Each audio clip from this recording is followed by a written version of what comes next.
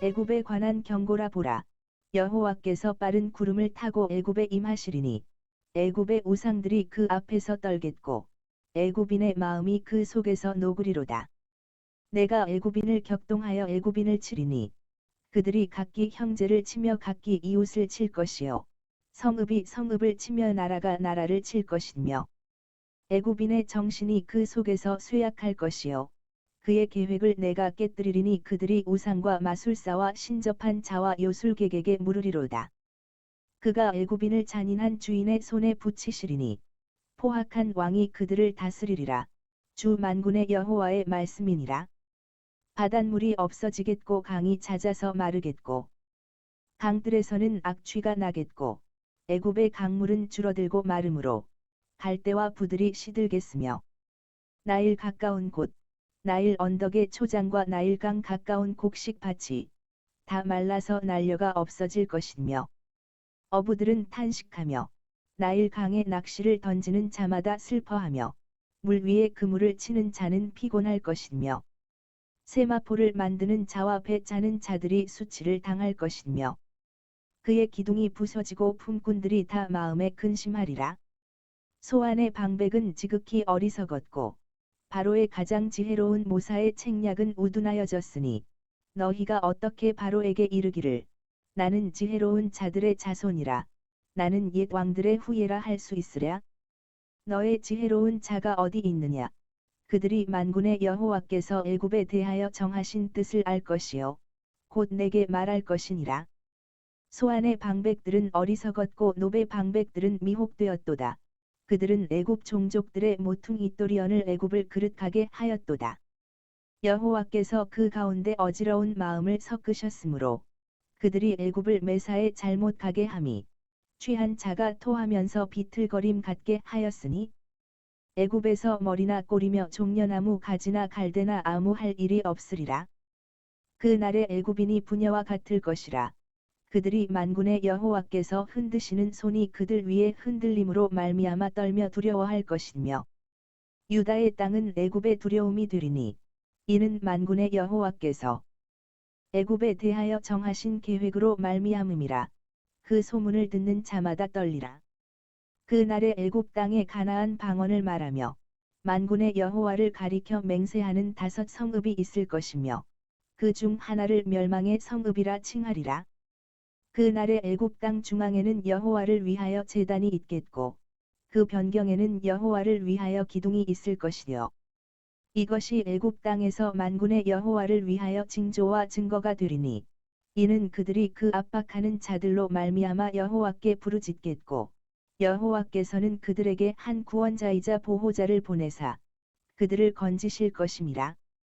여호와께서 자기를 애굽에 알게 하시리니 그 날에 애굽이 여호와를 알고 제물과 예물을 그에게 드리고 경배할 것이요 여호와께 서원하고 그대로 행하리라. 여호와께서 애굽을 치실지라도 치시고는 고치실 것이므로 그들이 여호와께로 돌아올 것이라. 여호와께서 그들의 간구함을 들으시고 그들을 고쳐 주시리라. 그 날에 애굽에서 아수르로 통하는 대로가 있어 아수르 사람은 애굽으로 가겠고 애굽 사람은 아수르로 갈 것이며 애굽 사람이 아수르 사람과 함께 경배하리라.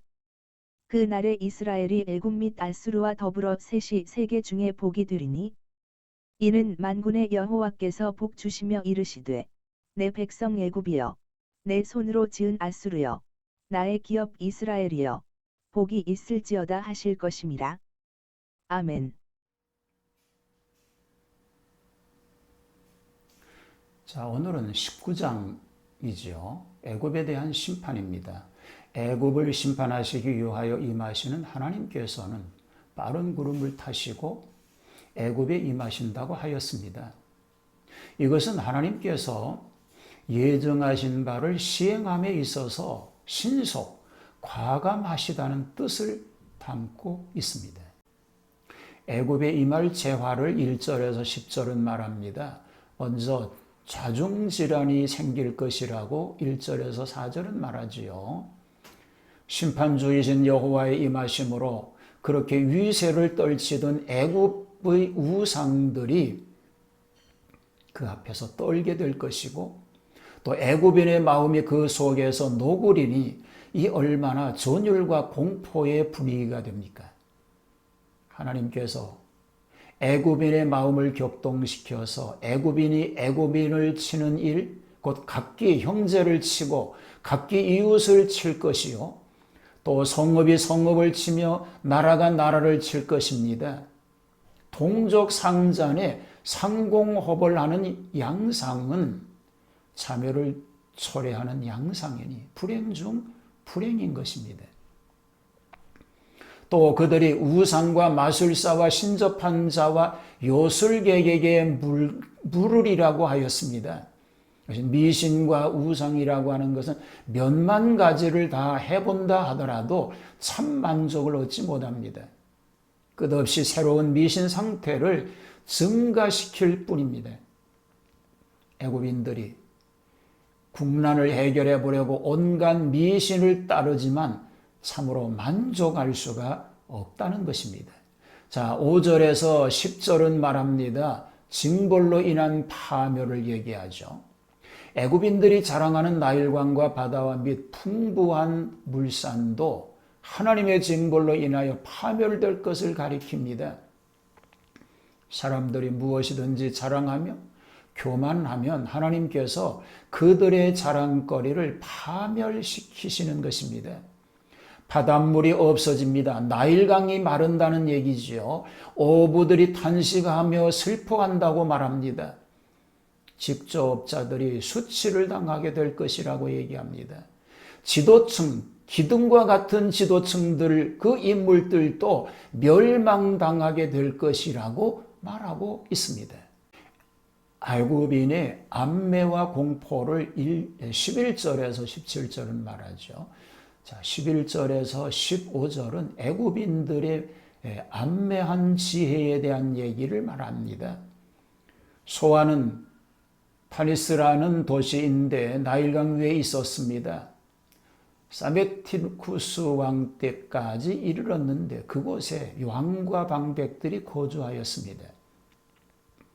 그 나라를 다스리는 지혜가 거기 있었다고 말할 수 있습니다. 그런데 그들의 지혜와 모락이 우둔하다는 것입니다. 하나님께서 허락하지 않으시면 형통하지 못하기 때문입니다. 저들이 아무리 지혜로운 자의 자손이요 왕들의 후예라고 할지라도 지혜의 근본이 되는 여호와를 경외하지 않으면 미련함일 뿐입니다. 애굽에 대한 하나님의 정하실 뜻을 알아보라는 것이지요. 애굽에서 머리나 교리나 종려나무 가지나 갈대 지도자와 평면을 비사한 말인데요. 아무 할 일이 없으리라고 단언하고 있습니다. 16절과 17절은 애굽인의 공포를 얘기합니다. 여호와의 흔드는 손은 이방 군대를 유입하는 하나님의 섭리의 손입니다. 이것은 장차 아수르 군대의 침입을 예언한 말입니다. 또 유다의 땅은 애굽의 두려움이 되리니라고 하면 유다가 먼저 침략당하는 것을 보고 공포에 떨 것이라는 것이죠. 왜냐하면 그 다음이 자기 차례라고 하는 것을 얘기하고 있습니다. 심판의 결과를 18절에서 25절은 말합니다. 18절은 유대인의 건설한 5 성읍은 유대인이 통치한 터인데 장망성 또는 태양성이라고도 말합니다. 19절에 애굽인의 징계를 받고 겸손하게 회개하여 하나님을 경배할 것을 말합니다. 하나님은 저희를 구출함으로 하나님의 존재를 재인식시킬 것과 회개하면 상처를 고쳐주실 것을 22절에 말하고 있습니다. 그런 거로 선민이나 이방인이나 하나님 앞에는 회개뿐입니다. 그것에 따라서 하나님은 혹은 사유의 은총을 혹은 멸망의 진노를 바라시기 때문인 것입니다. 자, 그날에 이스라엘이 애굽 및 아수르와 더불어 셋이 세계 중에 복이 되리니 그렇게 말합니다. 25절에는 이렇게 기록이 되어 있어요. 이는 만군의 여호와께서 복 주시며 이르시되 내 백성 애굽이여 내 손으로 지은 아수르여 나의 기업 이스라엘이여 복이 있을지어다 하실 것임이라고 말합니다.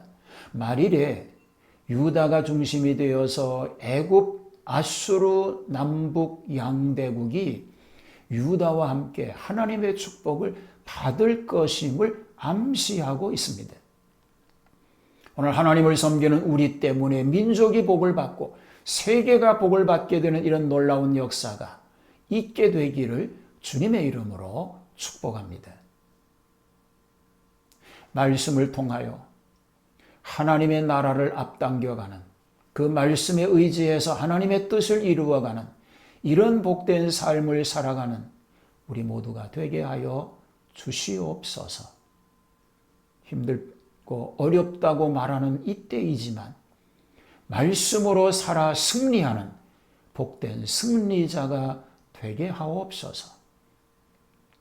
예수님 이름으로 기도하옵나이다. 아멘.